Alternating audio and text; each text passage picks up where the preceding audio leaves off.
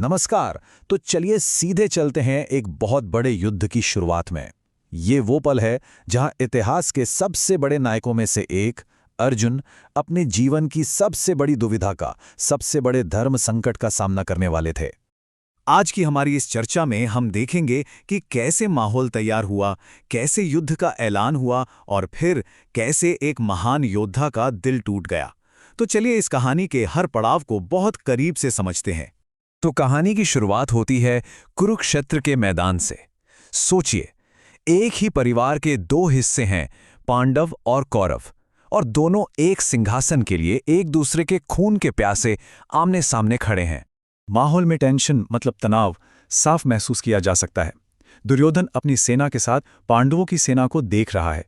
वो जानते हैं कि सामने कौन कौन से योद्धा हैं। दोनों ही पक्ष एक दूसरे की ताकत को बहुत अच्छी तरह से जानते हैं और ये भी समझते हैं कि ये लड़ाई कोई आसान नहीं होने वाली।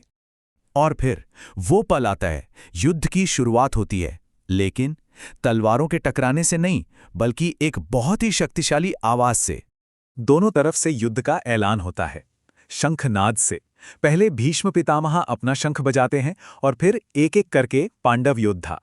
देखिए, हर शंख का अपना एक नाम है, अपना एक इतिहास है। कृष्ण का पांचजन्य, अर्जुन का देवदत्त। तो ये सिर्फ एक आवाज नहीं है, ये मैदान में उनकी मौजूदगी का ऐलान है। और इन शंखों की ध्वनि इतनी शक्तिशाली, इतनी भयानक बताई गई है कि उसने आकाश और पृथ्वी को कंपा दिया। कहते हैं कि उस आवाज ने कौरवों के दिलों को चीर कर रख दिया, उनके मन में डर भर दिया। और इसी पल ये साफ हो गया था कि ये कोई आम लड़ाई नहीं होने वाली। अब लड़ाई बस शुरू ही होने वाली थी। तीर कमान पर चढ़ चुके थे। ठीक उसी वक्त पांडवों के सबसे बड़े योद्धा अर्जुन अपने सारथी भगवान कृष्ण से कुछ ऐसा कहते हैं जो सब कुछ बदलने वाला था। अर्जुन असल में युद्ध शुरू होने से ठीक पहले एक बार उन सब लोगों को देख लेना चाहते थे जिनके खिलाफ वो लड़ने जा रहे हैं। और अर्जुन का यही छोटा सा अनुरोध, अपने दुश्मनों को देखने की यही इच्छा, इस पूरी कहानी की, इस पूरे महाकाव्य की सबसे बड़ी दुविधा को जन्म देती है। तो कृष्ण रथ को दोनों सेनाओं के ठीक बीच में ले जाकर खड़ा कर देते हैं। अर्जुन सामने देखते हैं और जो उन्हें दिखाई देता है वो उनके लड़ने के संकल्प को, उनकी हिम्मत को पूरी तरह से तोड़कर रख देता है। क्योंकि सामने कोई अनजान दुश्मन नहीं थे, सामने थे उनके अपने, उनके दादा भीष्म, उनके गुरु द्रोण, उनके चाचा, भाई, बेटे, दोस्त। ये एहसास ही बहुत भयानक था कि इस युद्ध को जीतने के लिए उन्हें इन्हीं सबको मारना होगा।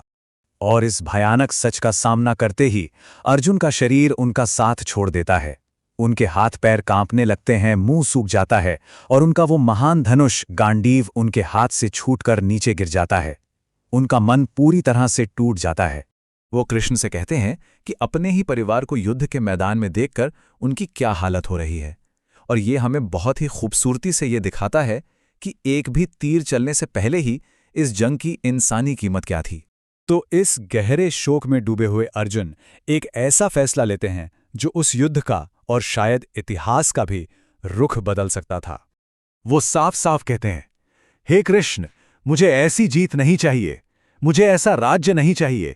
ऐसे सुख का क्या फायदा जो अपनों की लाशों पर मिले। उनका ये तर्क डर का नहीं बल्कि करुणा का था। वो उस जीत के मकसद पर ही सवाल उठा रहे थे। वो खास तौर पर अपने गुरुओं भीष्म और द्रोण का नाम लेते हैं और कहते हैं कि जिन लोगों की मैं पूजा करता हूं उन पर बाण कैसे चला सकता हूं, इससे अच्छा तो मैं भीख मांगकर जी लूंगा।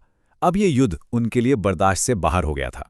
और बस इतना कह के अर्जुन अपने तीर और कमान को एक तरफ रख देते हैं और रथ में मायूस होकर बैठ जाते हैं।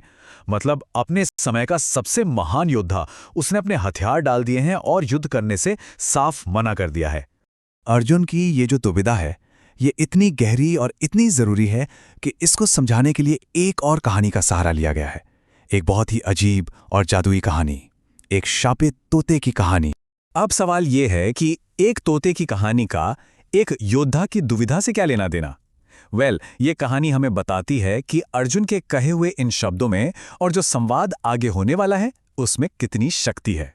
कहानी कुछ यूं है कि एक तोते ने छिपकर एक पवित्र ज्ञान सुन लिया जिसके लिए उसे श्राप मिला, लेकिन उसने जो शब्द सुने थे वो इतने शक्तिशाली थे कि उन्हीं शब्दों के प्रभाव से आखिरकार उसका श्राप भी मिट गया।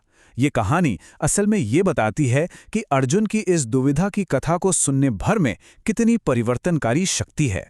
देखिए, इस कथा के जरिए ये बताया गया है कि ये सिर्फ एक लड़ाई की कहानी नहीं है। अर्जुन की दुविधा एक बहुत गहरी आध्यात्मिक शिक्षा है जिसका वजन बहुत ज्यादा है। और यहीं से वो बुनियादी सवाल पैदा होता है जो अर्जुन के शोक से निकला है। जब आपका धर्म, आपकी ड्यूटी आपसे कुछ ऐसा करने को कहें जिसमें कोई प्रेम ना हो, जो आपको सही ना लगे, तो सही रास्ता क्या है? यही वो सवाल है जो दुनिया के सबसे गहरे दार्शनिक संवादों में से एक की नींव रखता है।